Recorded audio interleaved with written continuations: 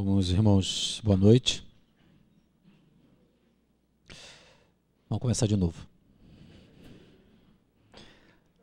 Então, meus irmãos, boa noite. É uma alegria também para mim muito grande estar aqui hoje de novo com vocês.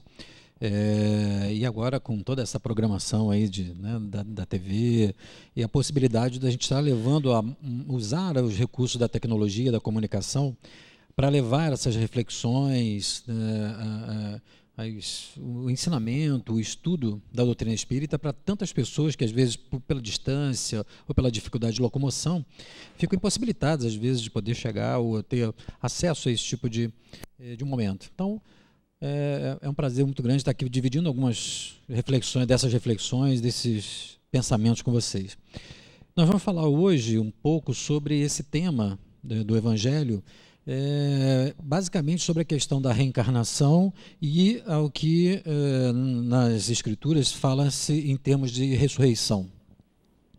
Isso é um tema para nós importante e eu sempre estou preocupado com isso, de fazer com que a gente possa refletir à luz da doutrina espírita, ou seja, como é que a doutrina espírita pode nos ajudar a compreender questões relacionadas ao nosso dia a dia a partir dos seus ensinamentos, dos seus conceitos.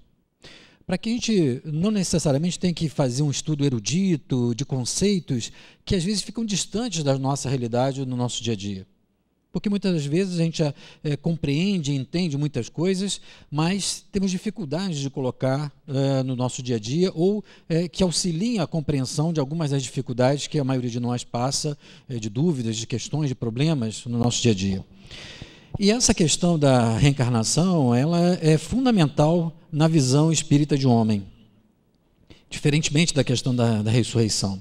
A ressurreição, da forma como ela foi colocada, ela tem muito a ver com a visão de homem que a tradição judaico-cristã possui, e principalmente a essa época de Jesus, que predominava, né? Ou seja, que tipo de visão de homem é essa? É a concepção de que o homem é dividido em dois, tem duas partes. Uma parte que é a dimensão do homem, do corpo físico, a dimensão mundana do homem, né? Ou seja, o homem que caminha pelo mundo, e uma visão da dimensão espiritual. É como se então todos nós, nessa visão, vamos dizer assim, antiga, nós fôssemos um corpo que possui um espírito. Então, ao longo da nossa trajetória, a gente precisa garantir nessa visão, a gente precisa garantir que ao longo da trajetória do corpo, a gente garanta que o nosso espírito, depois da morte, ele vai para uma de duas destinações. Ou ele vai para o céu, ou ele vai para o quinto dos infernos, né? Vai arder no mármore do inferno lá. Então, para evitar esse perigo da ameaça de arder no mármore do inferno, o que a gente faz? Vamos fazer de tudo para poder agradar, para ver se a gente consegue sentar ao lado direito do Pai, né?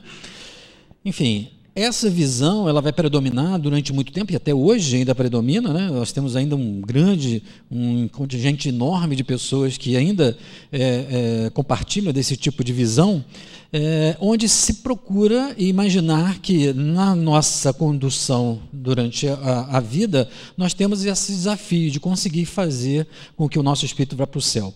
É claro que ao longo do tempo, quando a gente começou a perceber que isso era muito difícil, nós inventamos o purgatório. Porque você imagina, né? A maioria de nós não tinha muito do que se orgulhar do que fazia no passado, né? Hoje não, hoje é tudo boa gente, hoje a gente é todo mundo, aqui então, que é uma casa abençoada pelo Senhor, então aqui ninguém mais tem esse problema. Mas no passado a gente tinha bastante esse problema, né? Então o que acontecia? Conforme a gente via as dificuldades de fazer isso, o que a gente procurou fazer? A gente construiu igreja, comprou indulgência, mandou fazer santo, fez de tudo para tentar garantir esse lugar. Como a gente via que isso era muito difícil, o que a gente fez? A gente inventou o purgatório. Né? Ou seja, uma possibilidade, um artifício, uma possibilidade que a gente fosse, em vez de ir para o inferno direto, fosse para um lugar em que até o dia do juízo a gente pudesse ter uma possibilidade de salvação, né? Na verdade, o purgatório é uma invenção, um conceito inventado pelos homens. E hoje, quando a gente estuda a doutrina espírita, a gente sabe e pode fazer uma analogia que esse conceito, essa noção de purgatório, ela não é inventada do nada. Ela provavelmente traduz exatamente essa intuição que a maioria de nós reencarnando tem do plano espiritual, da erraticidade, como dizia Kardec, ou seja, de um período onde a gente está, às vezes, com a nossa consciência nublada, com algum tipo de perturbação, até conseguir encaminhar o nosso crescimento espiritual. Então, é nesse conceito de homem que nós vamos imaginar a ressurreição. Mas veja que mesmo na época de Jesus, Jesus já fala sobre essa questão de não poder chegar ao reino dos céus se não nascer de novo. Na célebre passagem de João, né, que não foi citada aqui, mas que está nesse capítulo, onde no Evangelho de João tem claramente a fala de Jesus, né, que ninguém vai conhecer a Deus, chegar no reino dos céus se não nascer de novo. E os indivíduos falam, mas como é que é possível uma pessoa voltar a nascer do ventre da sua mãe? Porque na visão daquela época, nós não teríamos como, quer dizer, a questão era do homem, indivíduo carnal, que ao desencarnar vai ter um espírito, é como se então fosse aquela personalidade que pudesse permanecer como única.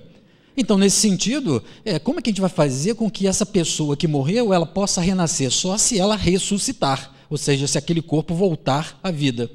Coisa que nós sabemos que hoje é impossível, né? Ou seja, a nossa estrutura de carbono, né, que compõe o nosso corpo, todas as moléculas, ela tem um princípio que mantém a vida, mas quando isso se desfaz, há uma desagregação das células, enfim, de todas as moléculas ao ponto de nós voltarmos ao famoso pó, né? Mas é a dimensão do corpo. Mas é interessante observar, quando a gente estuda a história, que na época de Jesus, e ainda no catolicismo, né, na tradição judaico-cristã, tinham algumas vertentes, algumas tendências de doutrinas que admitiam as vidas sucessivas. Né? Tinha uma chamada doutrina de Orígenes, que é atribuída a esse pensador, e que ele defendia a hipótese de vidas sucessivas. Só que, no concílio de 553, um concílio de Constantinopla, foi decretada que essa doutrina seria considerada herege. E todo mundo que defendesse essa doutrina seria considerado herege. E a gente sabe o que acontecia com os hereges naquela época, né? Todo mundo lembra, né? Todo mundo passou por isso, né? Eu costumo dizer, ou espetando ou sendo espetado, todo mundo passou por isso, né? Ou seja, aqueles que defendessem esse tipo de doutrina estariam condenados a perseguições e tal. Então, é claro que aqueles que porventura compartilhassem essa ideia, ou tiveram um fim trágico, ou então se omitiram, e a propagação desse tipo de conceito no nosso mundo ocidental ficou seriamente comprometida. Ainda, e a gente imagina, não necessariamente uma questão de maldade, é por ignorância mesmo, né? Admitir a reencarnação, ou a continuidade, ou as vidas sucessivas, seria rever todo o princípio em que essa religião, essa tradição religiosa está sendo fundamentada. Onde a adoração a Deus, e principalmente pela via da igreja, é que seria a salvação do espírito. Se a gente for considerar vidas sucessivas, isso tudo muda.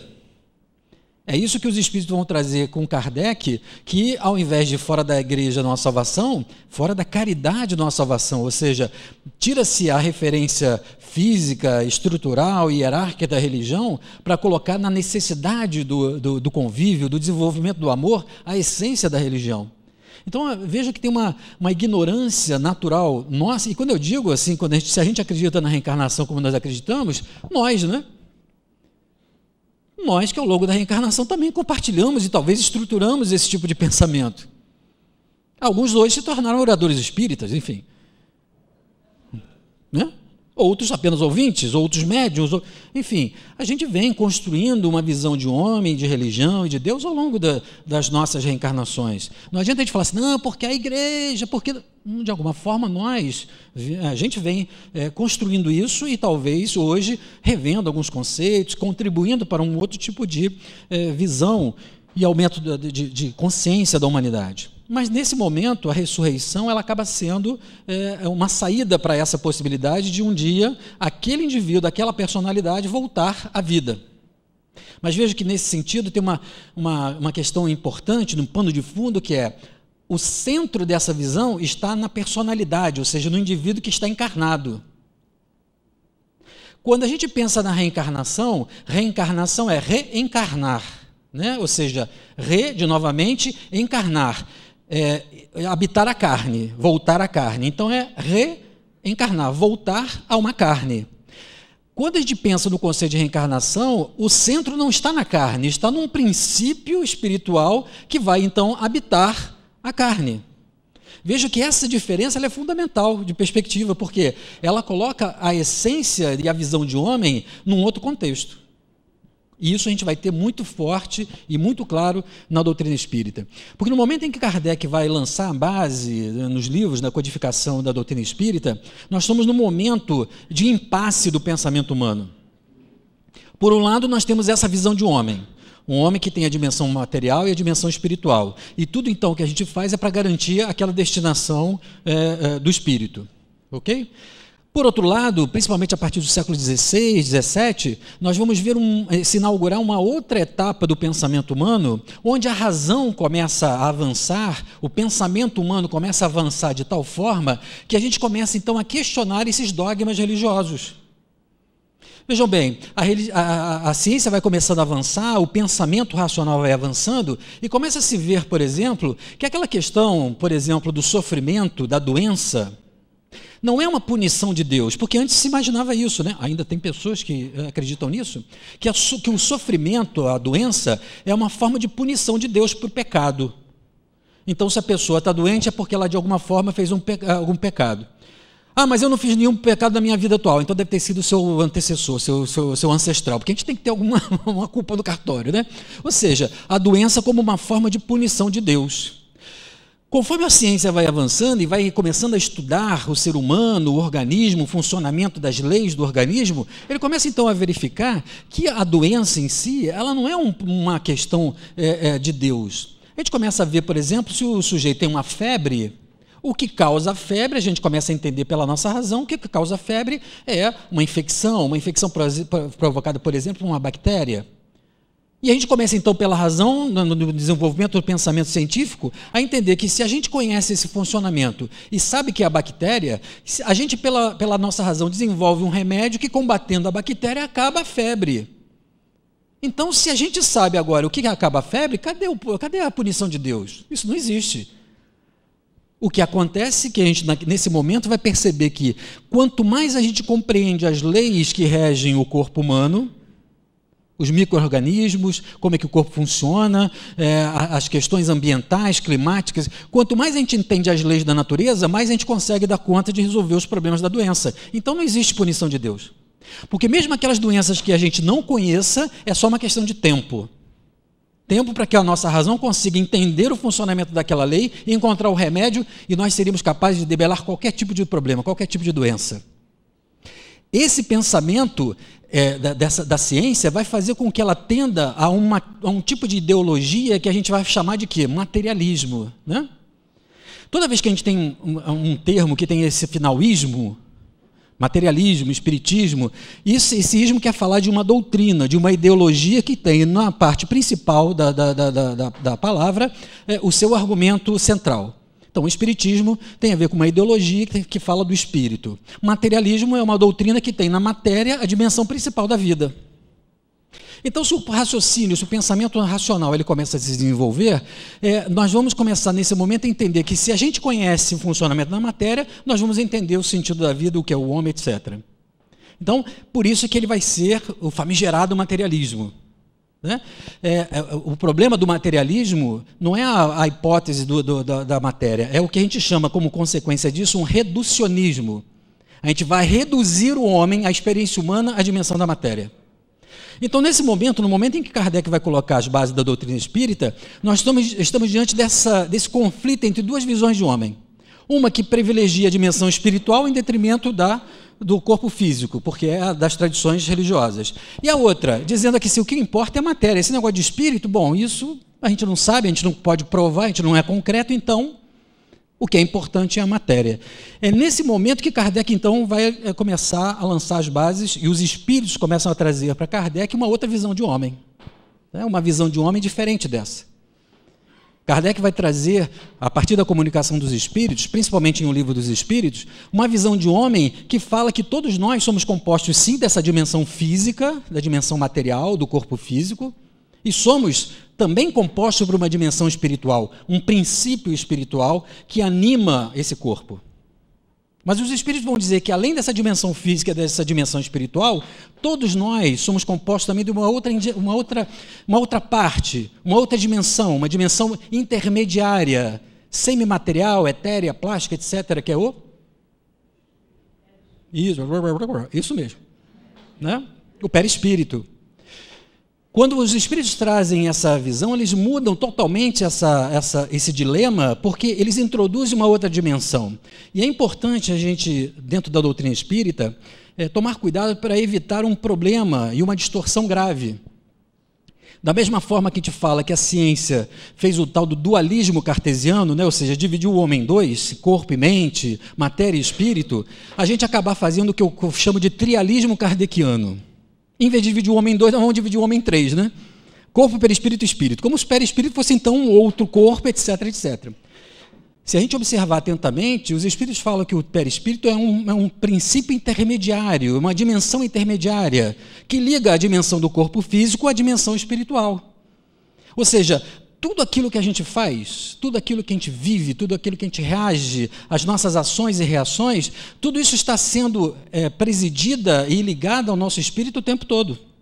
De tal forma que as nossas respostas são aquilo que nós viemos processando na nossa dimensão espiritual, como também aquilo que acontece vai processar também um tipo de crescimento, de reflexão, etc. Então nós estamos nessa interação o tempo todo. Temos que tomar cuidado para não dividir o homem em três. Então, é esse conceito, essa visão de homem que vai dar sustentação para a gente poder entender que nós somos, então, seres espirituais que, de tempos em tempos, trazemos a materialidade do corpo físico para o nosso processo de crescimento espiritual. Os espíritos não começam a responder a Kardec sobre isso. Kardec pergunta na questão 132, 164, 197, na Gênese. Em vários momentos, Kardec pergunta aos espíritos qual é a finalidade da reencarnação, qual é o objetivo da reencarnação. O desenvolvimento moral e espiritual, o desenvolvimento intelectual do homem. Os espíritos começam a responder que o objetivo da reencarnação é permitir que a gente possa evoluir espiritualmente. E essa é a outra condição, é o outro princípio na visão de homem que a doutrina espírita traz, que é fundamental, a questão da reencarnação. Porque, ao imaginarmos então que somos espíritos e que trazemos na reencarnação essa possibilidade de crescimento, nós estamos viabilizando o processo de desenvolvimento do ser espiritual.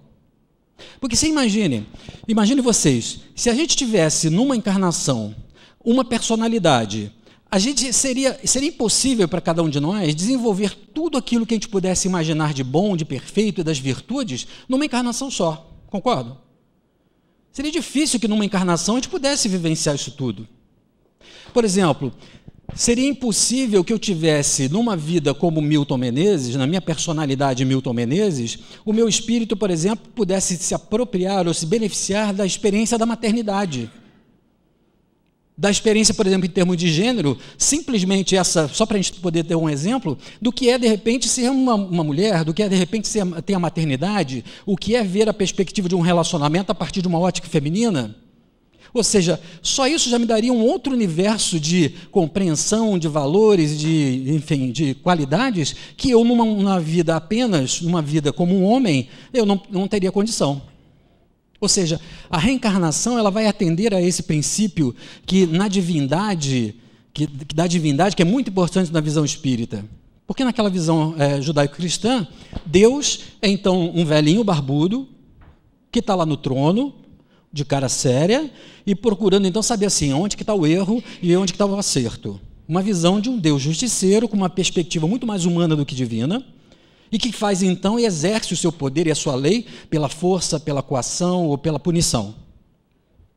Quando Kardec, na primeira pergunta do Livro dos Espíritos, pergunta o que é Deus, e aí então os Espíritos colocam uma questão filosófica profunda, de muitos desdobramentos, como causa primária, nós vamos desfigurar essa dimensão humana de Deus para colocar como um princípio.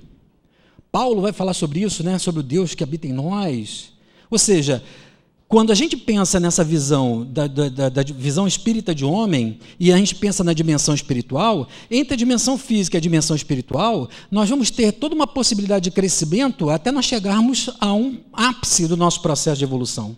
Ou seja, um dos aspectos importantes é que, quando a gente considera um Deus, e em todas as religiões a gente vai considerar esses atributos de Deus, que tem que ser um Deus muito bom, o exemplo máximo de bondade, mas tem que ser o exemplo máximo de justiça. Como é que você concilia que um Deus, um princípio, ele possa ser soberanamente bom e justo ao mesmo tempo? Se ele é justo, ele tem que fazer o que é certo e o que é certo. O que é errado é errado. o que está certo tem que corrigir e o que está errado tem que, né, o que está certo tem que permanecer, o que está errado tem que ser corrigido. Então, isso é justiça. E se é justiça no máximo, então assim, não tem como passar a mão na cabeça. Se cometeu algum erro, tem que corrigir. Então, isso é uma justiça implacável. Como é que a gente concilia esse senso de justiça com uma bondade extrema? Favorecendo que a cada erro a gente tenha a chance de poder se redimir e de recuperar.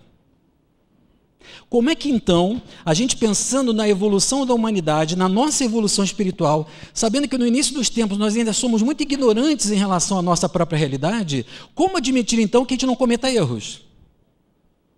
É ingenuidade. Como admitir que nós ainda não vamos cometer erros? É ingenuidade.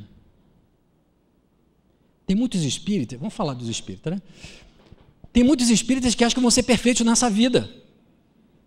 Eles leem lá no Evangelho e falam assim, sede perfeitos. Ah, então é isso.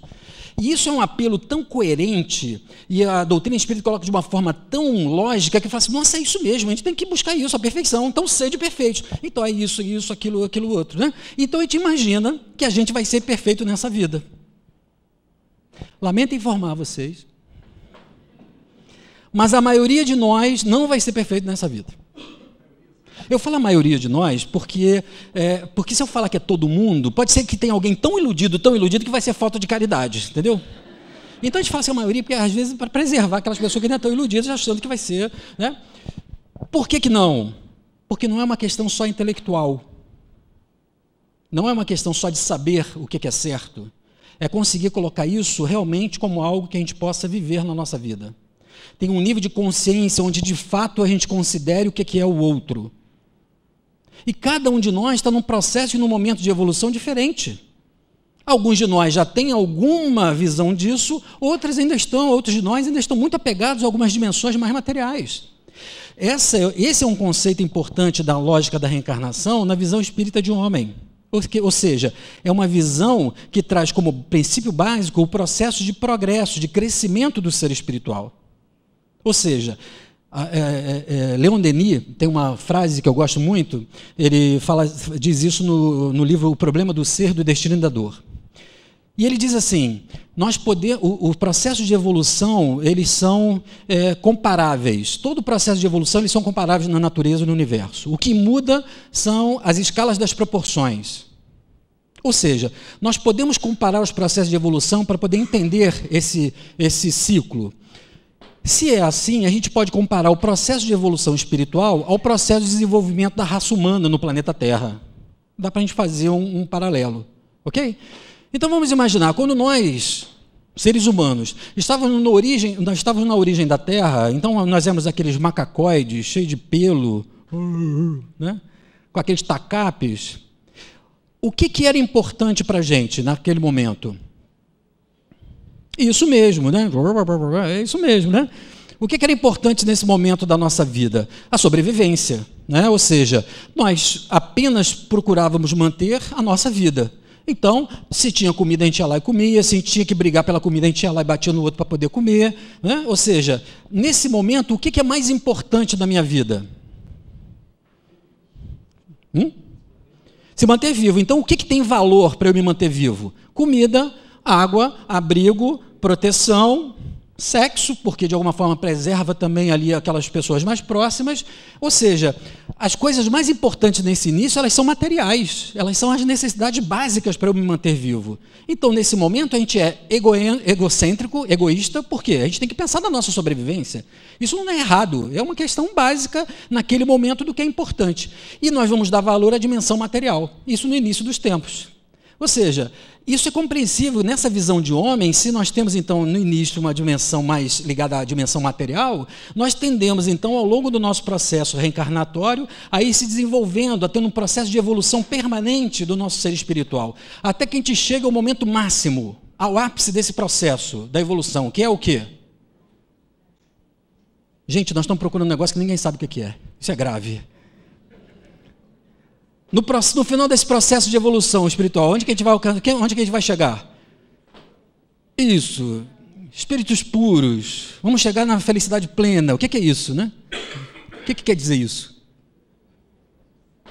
É a consciência plena da nossa natureza espiritual. Ou seja, então é claro que se no início dos tempos a gente não tem consciência, por que os Espíritos falam que nós nascemos e somos criados simples e ignorantes, né? A gente cansa de repetir isso, a gente fala, os Espíritos são criados simples e ignorantes. Mas simples de quê? Simples de quê?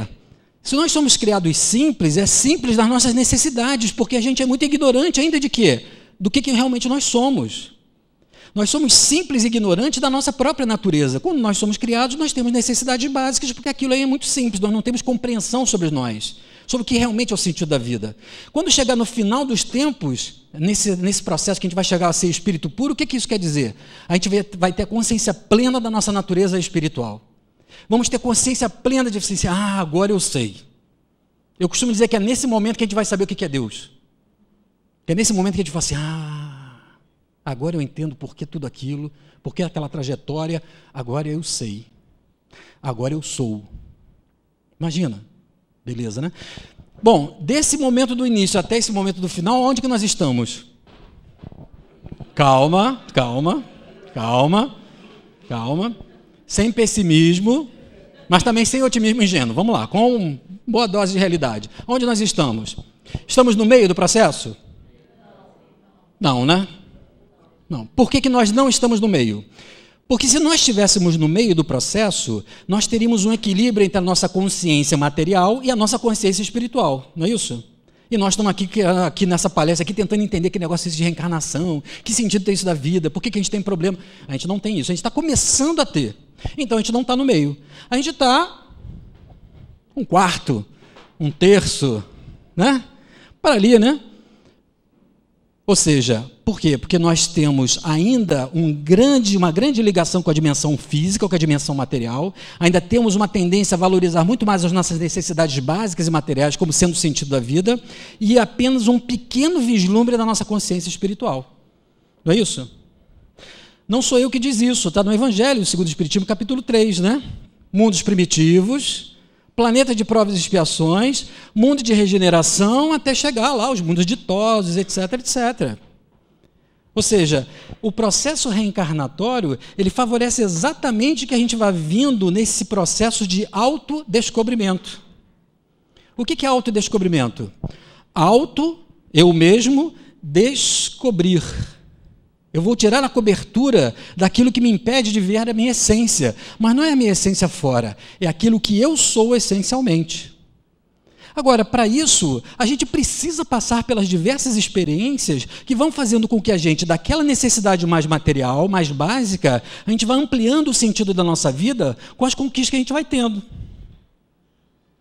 Além, e não só apenas atender a nossa necessidade física de sobrevivência, mas a gente começa a perceber que precisa o quê? Precisa de segurança.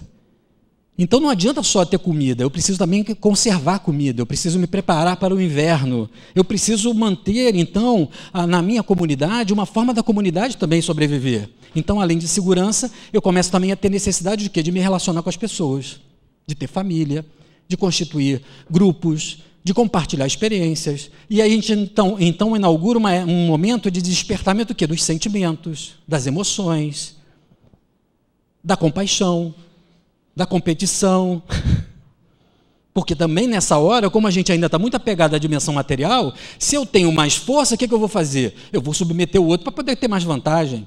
Isso a gente fazia lá naquela época, tá? Hoje ninguém faz mais isso. Hoje ninguém faz mais isso, né?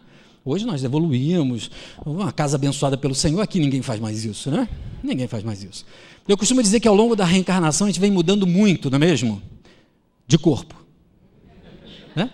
A gente muda de corpo, mas aquele jeitinho de ser, ele continua o mesmo. A gente continua ainda repetindo, por quê? Porque ainda na nossa ignorância, na nossa pouca consciência, nós ainda tendemos a valorizar coisas que dizem respeito a esse passado e que nós somos obrigados com o tempo a ir deixando para trás, a ir deixando de lado. A duras penas. Então, quando a gente fala da questão da lógica da reencarnação, a gente não está pensando, por exemplo, como algumas pessoas dizem, que a reencarnação está a serviço da questão da lei de causa e efeito, como forma do seguinte: bom, se Deus então é justo, então se a gente fez no passado, tem que então ser punido hoje para poder sofrer o que a gente fez, não é isso? Na verdade, muitas pessoas acham que os problemas que nós passamos são em função dessa punição necessária do mal que a gente cometeu no passado. Isso, na verdade, não é o que a doutrina espírita diz. A doutrina espírita não fala sobre isso na questão do sofrimento, na questão da reencarnação. O objetivo da reencarnação, como a gente falou antes, é o desenvolvimento, o aperfeiçoamento do ser. É o desenvolvimento moral, intelectual. Ou seja, nós reencarnamos para poder progredir. Só tem duas coisas inevitáveis na vida. Duas coisas são inevitáveis na vida. Quais são? A primeira, morrer, desencarnar. E a outra? Progredir. Há algo dentro de nós que nos impulsiona a progredir permanentemente.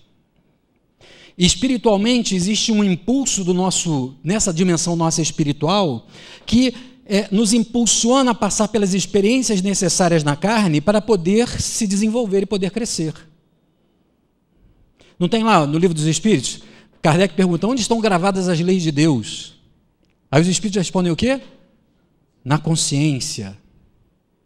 Mas quando os Espíritos dizem que na consciência, não é nessa consciência aqui, ó, de vigília.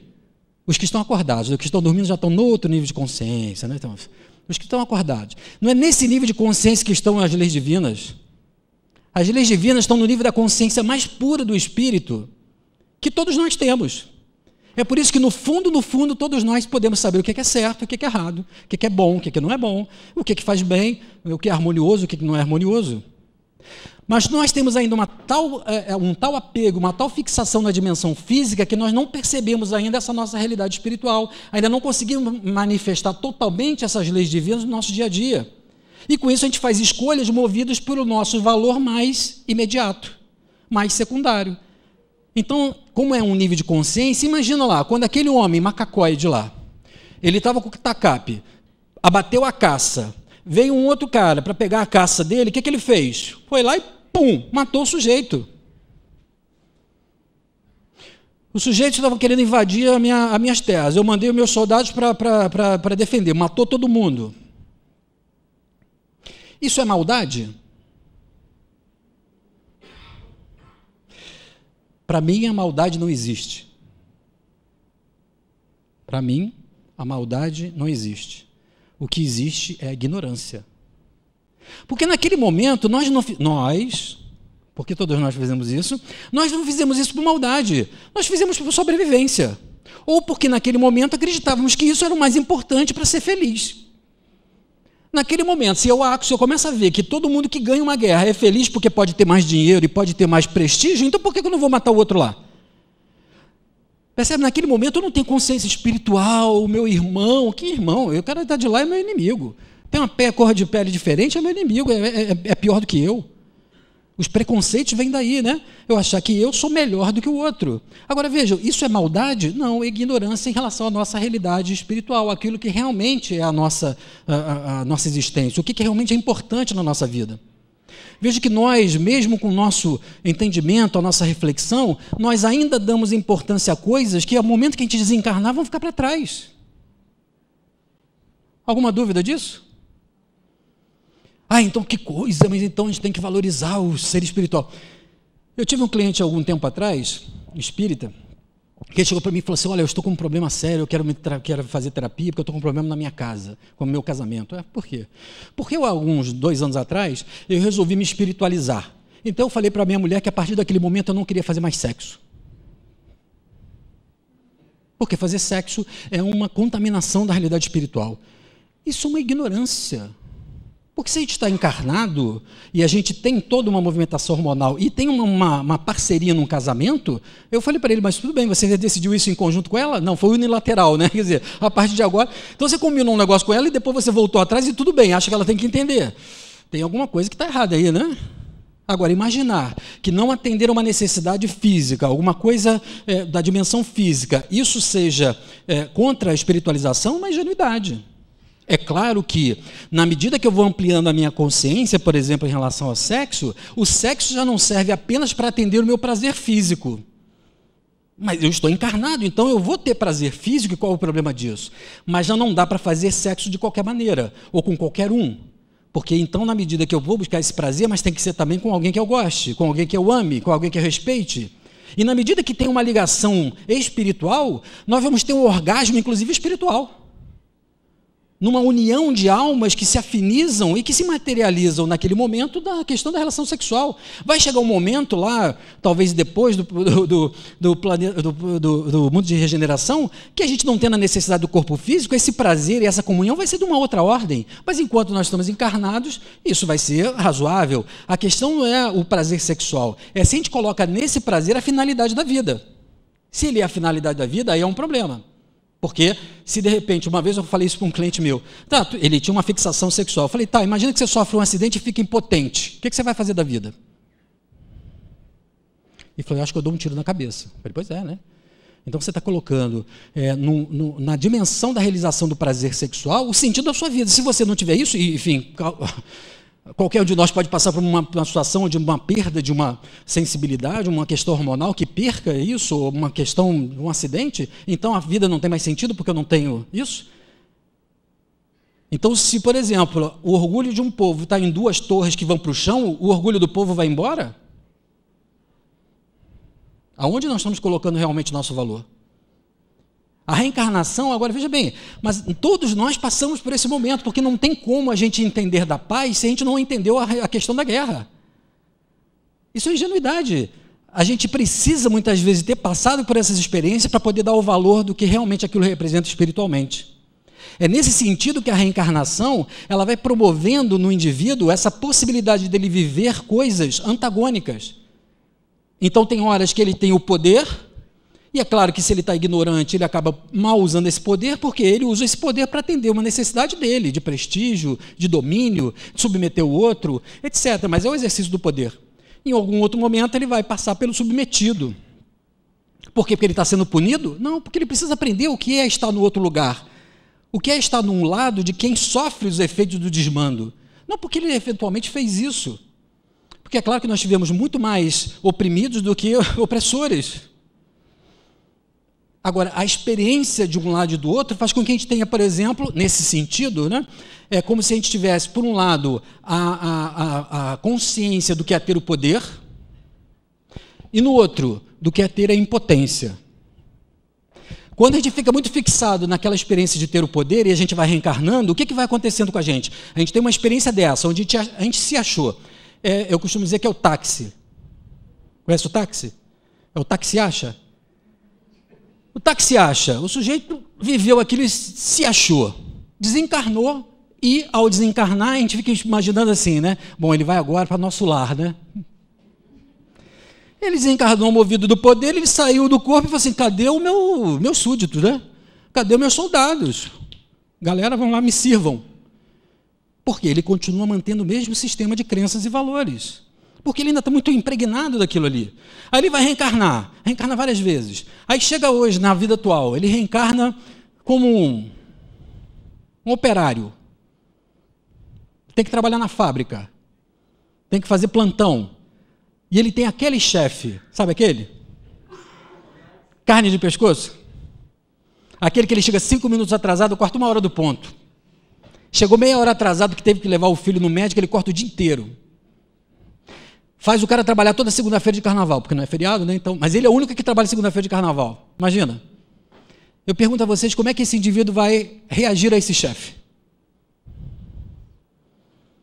Ele reencarnou muitas vezes, ele já aprendeu um monte de coisa, né? Então ele reencarna, o chefe começa a fazer isso. Tem lá, a gente não falou que no espírito dele estão as leis divinas? Né? Então, no nosso espírito, então a gente sabe tudo de bom, não é? Então, diante desse indivíduo, o que é que o nosso espírito diz? Muita calma. Paciência, tolerância, compreenda, aceite, né? O nosso espírito vem, né? É como se mandasse esse nosso espírito, olha, faz assim, faz assado. Quando vai chegando e pega aquela vidinha lá poderosa, que ele fala assim, não leva mal não. Leva mal não, ele está pensando o quê?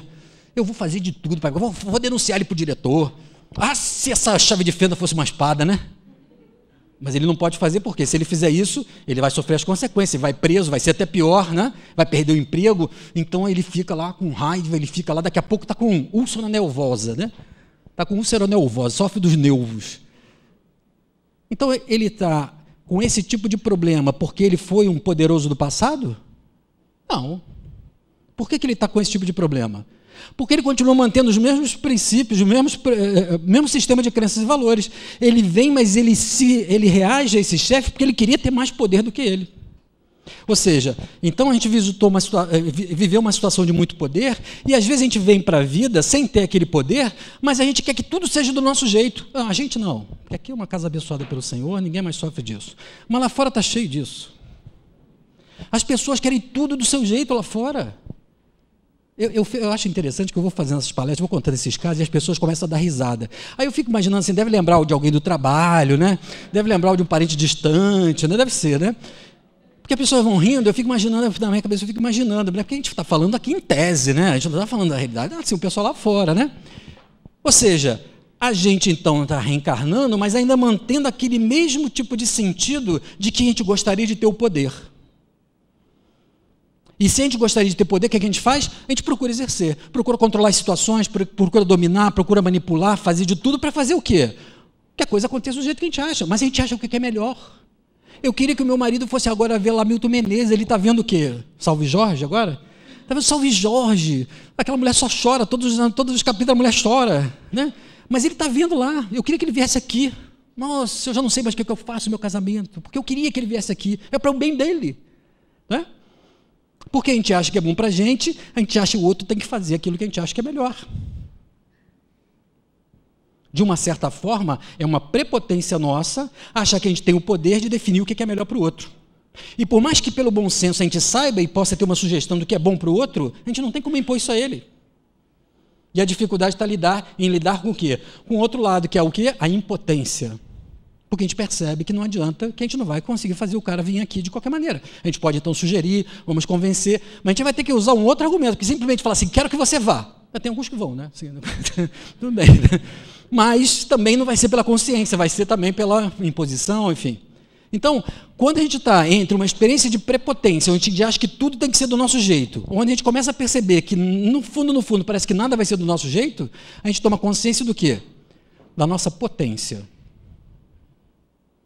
E qual é a nossa potência? Tem coisas que a gente pode e deve fazer. E tem coisas que estão fora do nosso alcance que não tem como a gente fazer. Não está na nossa mão. A gente tem que aceitar. E é difícil. Porque, de um modo geral, principalmente quando nós estamos bem intencionados, e a gente sempre acha que está bem intencionado, né? A gente gostaria que o mundo fosse do jeito que a gente acha que é melhor que ele fosse. Que o sistema de justiça fosse justo, que o sistema social fosse socializado, que o sistema financeiro fosse equânime, que a gente tem um modelo ideal que a gente gostaria de imprimir o mundo, mas a gente tem que passar pela experiência de aceitar que a gente não tem esse poder. E isso é tomar consciência de que o poder que a gente tem faz com que a gente então insista naquilo, que a gente sugira aos outros e ao mundo que a gente acha que é melhor, mas sabendo que não há garantia do resultado. Por quê? Porque não depende só de nós. Isso exige que a gente mantenha um misto de uma continuidade de um ânimo na intervenção e na mudança do mundo, sem se abater quando a gente percebe que o resultado que a gente idealiza, ele não vem. Porque como cada um de nós está num processo de evolução diferenciado, cada um de nós tem uma necessidade de passar por essa experiência. E aí é que a lógica da reencarnação ela é muito justa, porque cada um vai estar diante da situação que é melhor para ela, para essa pessoa, no sentido do seu desenvolvimento.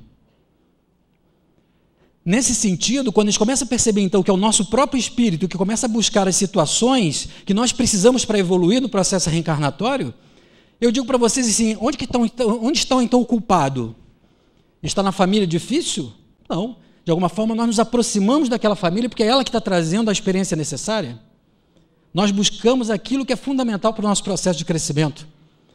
Por isso que, nesse sentido, nós vamos nos aproximar, e aí a vida tem uma coisa muito fantástica, muito perfeita, é que nós nos aproximamos e da mesma forma que alguma coisa acontece conosco, porque é importante para o nosso desenvolvimento, ela está servindo para todas as pessoas à nossa volta como experiência também de crescimento. Imaginem, uma família em que de repente perde um ente querido, perde um filho. Esse filho, ao desencarnar, ele tem uma necessidade própria de ter desencarnado daquela forma, naquele momento, ele tem uma circunstância necessária para o seu crescimento. Mas também vai ser um crescimento provável para esse pai, para essa mãe, para esses irmãos, para a comunidade que de alguma forma ele convivia, ou seja, aquilo que acontece conosco também é significativo para o desenvolvimento de todo mundo que está à volta. Nós estamos, nesse sentido, muito solidários no processo de desenvolvimento. Só que é um processo pessoal. Cada um de nós está num momento e de um processo diferente de evolução e de crescimento espiritual. Então, quando a gente pensa no processo reencarnatório, a gente vê que se a gente, então, é responsável por aquilo que a gente vai buscando, então, se a responsabilidade por esse sofrimento não está fora, ele está onde? Dentro de nós. Somos nós, então, que buscamos e atraímos aquelas experiências que, mesmo parecendo dolorosas, difíceis, elas são as necessárias para a gente crescer em termos de algum aprendizado. Quando, então, a gente está sofrendo de alguma forma, em algum tipo de situação, ou de doença, ou de uma patologia qualquer, de um conflito, é algo que está acontecendo para nos alertar que nós precisamos mudar alguma coisa. Mudar alguma coisa na forma como a gente vê a vida, na forma como a gente encara uma determinada coisa. A manutenção, às vezes, de um padrão rígido faz com que, de repente, o corpo somatize. Então, se a gente tem uma dor, um problema físico, isso é um alerta de que alguma coisa precisa ser mudada na nossa forma de ver a vida, na nossa forma de conduzir a vida. E ao invés, então, de atribuirmos essa responsabilidade ao outro, porque seria fácil, né? Um problema familiar, quem é o culpado? É o outro, né? Se o outro não fizesse isso, seria muito melhor. Se o outro fizesse aquilo, a gente seria feliz. Então, depende do outro, né? Eu tive uma cliente uma vez que ela chegou para mim e falou assim, pois é, doutor Milton, eu não sei mais o que eu faço com meu marido. Ele não quer fazer isso, não quer mais fazer aquilo, não sei o que. E o que eu faço? Eu falei, nós temos um problema. Eu acho melhor assim, a senhora vai para casa e chama seu marido para ir para a terapia. Que aí eu vou fazer o seguinte, eu vou na terapia dar um jeito na cabeça dele, que aí ele vai ficar do seu jeito. Aí a senhora vai ser feliz, mas ele não vai querer. Eu falei, então não tem jeito. Então, agora, a gente pode ver assim, por que então isso está incomodando tanto a senhora? Por que isso então é tanto sofrimento para você? Por que é tão difícil para você aceitar que de repente ele tem um outro tipo de escolha de vida, por mais difícil que isso seja? Porque na medida que a gente não pode mudar o outro, como é que a gente vai mudar para poder encarar e poder passar por essa situação? Não quer dizer que seja fácil, mas o sofrimento é um convite da vida a gente rever algum ponto de vista, alguma estrutura, o nosso sistema de valores. Então a reencarnação é que favorece isso, que a gente vai então buscando as situações que vão fazendo essa renovação e esse crescimento espiritual. Então é por isso que eu digo que por isso que nós estamos no corpo certo. Nós estamos no corpo certo. Nós estamos na família certa. Nós estamos na profissão certa. Estamos na casa espírita certa. Estamos nos aproximando e convivendo com as situações que nos convidam à revisão e à reflexão sobre uma mudança na nossa condição espiritual. A reencarnação é que favorece isso. Um espírito que reencarna para então se descobrir. No momento, então, que a gente começa a crescer e a evoluir espiritualmente, a gente começa a entender que o sentido da vida é muito maior do que coletar coisas, acumular coisas, do que ser melhor do que os outros em alguma coisa. Mas isso a gente vai descobrindo, tendo e percebendo que isso não preenche. Comprando e percebendo que isso de alguma forma não preenche. Até que a gente começa a questionar assim, o que realmente é importante na vida. Eu comparo isso, para a gente finalizar, senão o pessoal não me chama mais aqui, né? Eu comparo isso a um processo daquele indivíduo que vai atravessar o deserto da vida. E ele tem o desafio de atravessar o deserto da vida. E ele vai se preparar para atravessar o deserto da vida. E ele, no início, ele não sabe o que vai encontrar, ele pega, então, a mochila dele e enche a mochila de coisas. Mas a mochila é pequena. E ele coloca muitas coisas. E ele acha que precisa de mais coisas. Então, ele coloca nos ombros, nas pernas, igual Rambo, né? Pá, pá, ele se arma e vai atravessando o deserto da vida. Só que daqui a pouco ele já está cansado, aquilo começa a pesar e ele tem que deixar coisas para trás. E ele não sabe o que deixar. Então ele fica com raiva, porque ele vai ter que deixar alguma coisa que ele achava que era muito importante, mas ele tem que deixar. Daqui a pouco ele começa a ficar triste, porque ele tem que deixar uma coisa que ele tinha tanto apego, que ele achava que era tão importante, mas ele tem que deixar, porque se ele não deixar, ele não consegue continuar, porque tão cansado e tanto calor que ele está. E ele vai então ao longo da travessia do deserto da vida, deixando coisas ao longo do caminho. Para então, no final da travessia do deserto da vida, ele entender por que a mochila era tão pequena. É porque a gente precisa de muito pouca coisa para ser feliz.